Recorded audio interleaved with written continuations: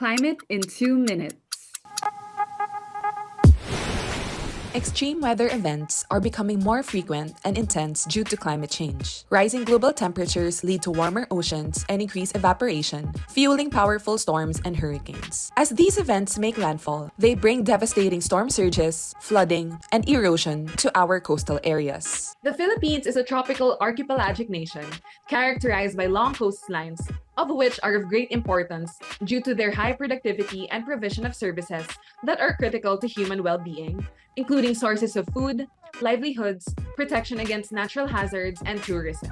However, due to its location in the northwestern Pacific, the country is characterized to almost have a year-round rainfall, high temperatures, and heavy typhoon and storm activity.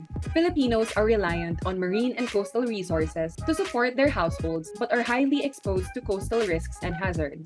These contextual realities make the Philippines particularly vulnerable to climate variability and change. Yung paglaki ng alon sa pag nasa laot siya, tapos bigla na lang lumalakas ang hangin, ito yung mga disturbance doon sa laot.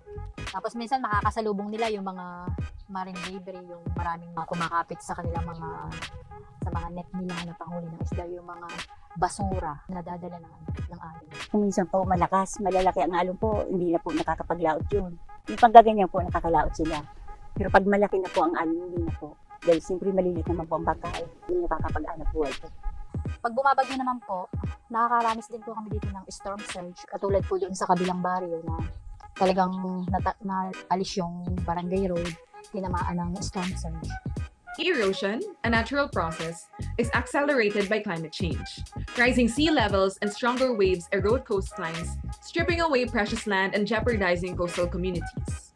Beaches that once served as natural barriers are disappearing, leaving coastal areas vulnerable to the destructive power of the ocean. Before, meron siyang declared ng mga property na nasa tabing dagat. Pero once na ngayon, tingnan natin, halos wala na.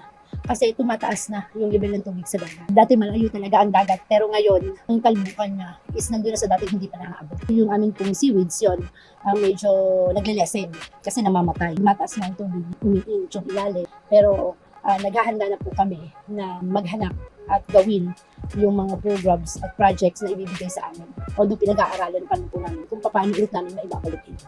The consequences are dire. Coastal communities face increased risks of poverty damage, displacement, and loss of livelihoods. Fishermen struggle to find dwindling fish stocks, and tourism, a lifeline for many coastal economies, suffers from disappearing attractions. But what is the science telling us about this? Catch it on the second part of this Climate in 2 minutes episode.